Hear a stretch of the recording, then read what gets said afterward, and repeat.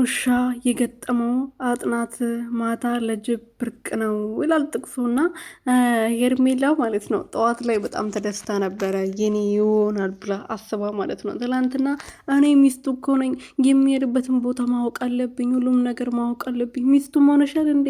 መች ተጋባችሁ? መች ሽማግሌ የተላከ? ሚስቱ አይደለሽም አንቺ ውሽማ ነሽ።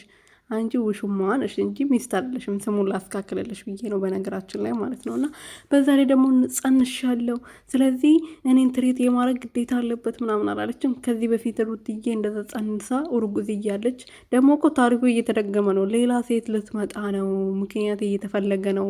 ከዛ አብርሃም ከሄርሜላማን ከሩትን ጋር ኢራቅና ከዛ ሌላ ሴት ይዞ ይመጣል። ልክ ከሩትዬ ጋር መጣላት የጀመሩት ልክ ሄርሜላ አሁን እርጉዝ ነኝ ባለችበት ሰዓት ሩትዬ 3 ወር እርጉዝ ምናምን እያለች ነው መጣላት ጀምሮ እስከዛሬ ድረስ የደረሱት ማለት ነው። ስለዚህ ሌላ አይዲያ ሊያመጡ ነው እነዚህ ልጆች። ለማንኛውም ይመቻቹ፣ ቀጥሉበት። ሩትዬና ኤፋዬ ብቻ ወደፊት ቀጥል ልበሉ።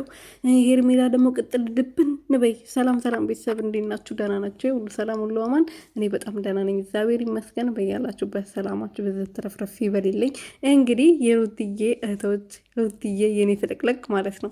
ትላንትና በጣም ነው ደስ ያለችኝ ንግግሯ ምናምን። ይሄትም በርሳት ታንኳኪ ዘው ብለሽ የምትገቢበት ቤት አይደለም፣ ይሄ የተከበረ የሩታ አብቴ ቤት ነው ብላታለች። እና እውነቷን ነው። እሷ እቺ ጋጠ ወጥ የሆነች ልጅ የትም ሜዳ እዛ ከማንም ጋር የምትለከሰከሰውን የሩትዬ ቤት እንደዛ አድርጋ ስላሰበችው ነው ከፍታ የገባችው። ስነስርዓት አለ